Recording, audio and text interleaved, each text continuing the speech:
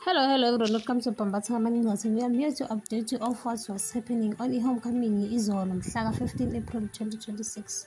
Okay, sikhumbule uzolo ukuthi uNomalanga kuthanga ukuthi ugcine efuna ubutobo bakhe back kusiphamandla.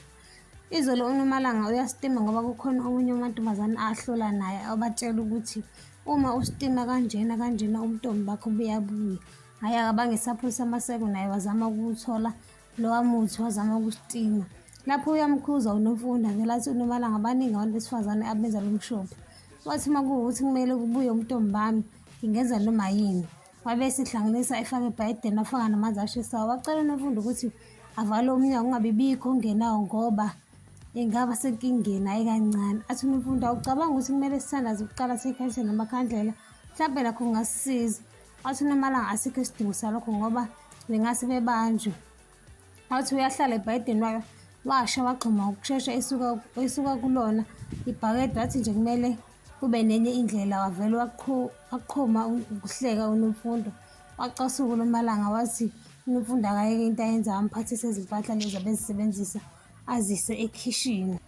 USifiso sesibhedlela uzobona uzethu bakithi isithando sakhe amdlalise ngalezi ibhopolo zodokotela ey'bekwe esifubeni athi awuthi ngibizwe le nto ukuthi ngempela iyasebenza yini phela nina bodokotela ninathanda ukuqamba amanga. Ethi vala amehlo ngi-check-e avala amehlo uzethu awu nangu uSifiso secabuza uzethu. Hhayi badlale Nkosi yami bajabule kunjeyayana. Ebese uSifiso yamtshela ukuthi ucabanga ukuthi next week ngoLwesithathu athumele omalume bakhe kaHlongwana abahambise iy'nkomo. Athi uzethu hawu lo Lwesithathu nje siyakulona. Athi uSifiso yebo kunjalo. Base behlala phansi-ke base bekhuluma ngobabakazethu ukuthi babakazethu wathena nje bengalindele ukuthi ingane yakhe ingashada noSifiso. Wabe sethi uzethu please ngicela ulethe iy'nkomo ezanele ngoba ubaba mina uhlukile futhi ngeke aze understand. Wathi nje uzethu ukukhululeka. Wathi uSifiso ukukhululeka kuzokwenzeka njalo. Wathi futhi izoze zibe extra ngaphezulu. uNomalanga noNomfundo bayahleka bayaxoxa. uNomalanga phela uNomalanga ujabulela ukuthi angeke beze behlole bazohlola mase bebuya emhlangeni ngoJuni. Hawu lapho uNomfundo lokho ethi hhayi shame yamazi ukuphunyuka bemphethe. Wathi hhayi wamtshela wathi kodwa phela-ke noma kuthiwa kunjalo awusenye untombi and futhi ngeke uze ufihle kuze uvalwe lento kumele uyikhulume noSiphamandla.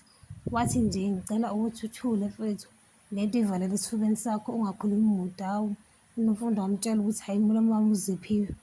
KaHlongwane kukhona umakashwabi uzolanda unkosikazi wakwakho uMaNgcobo ngoba ethi akumelanga abe semzini yabantu ngoba uganile lo muntu ukhokhela ukuqedile uyadinga ukuthi abuyele emuva lapha kaShwabi.